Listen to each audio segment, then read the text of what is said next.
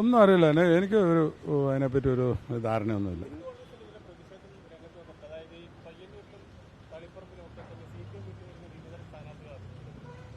സ്വാഭാവികം.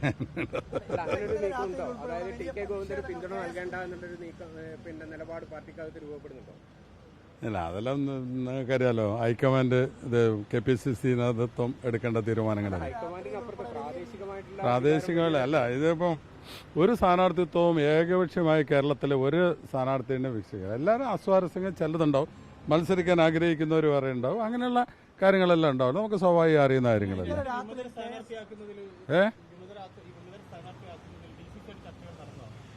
ഇല്ല, ഈ സ്ഥാനാർത്ഥിത്വത്തിന്റെ ഏകദേശ കാര്യങ്ങളൊക്കെ അവിടെ മുകളിൽ ഇരുന്നിട്ട് തീരുമാനിക്കുക എന്നുള്ളതല്ലാണ്ട് നമുക്കതിനകത്തില്ല. അവര് കാര്യങ്ങളെല്ലാം ഡിസ്കസ് ചെയ്യും, അതനുസരിച്ച് കാര്യങ്ങളെല്ലാം മുന്നോട്ട് പോകും. DCC ആയിട്ട് എന്ത് ചെയ്താലും DCC ആയിട്ട് ഒക്കെ അത്യാവശ്യം ആലോചിക്കാണ്ട് കാര്യങ്ങളൊന്നും ഉണ്ടാവില്ലല്ലോ, നിങ്ങൾക്കറിയാമല്ലോ. അല്ല, ഒരു അന്തിമ തീരുമാനത്തിലേക്ക് എത്തുമ്പോൾ DCCയോട് സംസാരിക്കുക, അത് സ്വാഭാവികം. അത് ഞാനും കണ്ടിരുന്നു, ഇങ്ങനെ നിങ്ങൾ ചാനലിലൂടെ ഞാൻ കണ്ടിരുന്നു.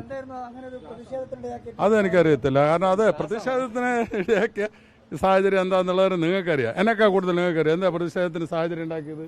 അത് നിങ്ങൾക്കറിയാവുന്ന കാര്യമല്ലേ. അതാണല്ലോ മുദ്രാവാക്യത്തിൽ കേട്ടോ, നിങ്ങൾ കേട്ടല്ലോ, ഞാനും കേട്ടല്ലോ, നിങ്ങളും കേട്ടല്ലോ. പിന്നെ അതിനകത്ത് എന്താ സംസാരിക്കാനുള്ളത്?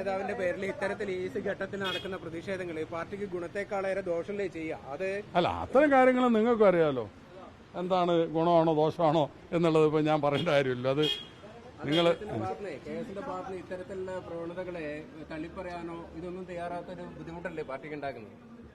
ഇത്തരം വിഷയങ്ങളെല്ലാം നിങ്ങൾക്ക് തന്നെ അറിയുന്ന കാര്യങ്ങളാണ്. പിന്നെ എൻ്റെ അടുത്തുനിന്ന് നിങ്ങൾ കിട്ടുന്നുള്ള ഒരു കാരണമുണ്ട്, അതൊക്കെ സ്വാഭാവികമായി നടക്കുന്ന കാര്യങ്ങളല്ലേ. അപ്പോൾ ഈ മലപ്പട്ടത്തെ വിഷയത്തിൽ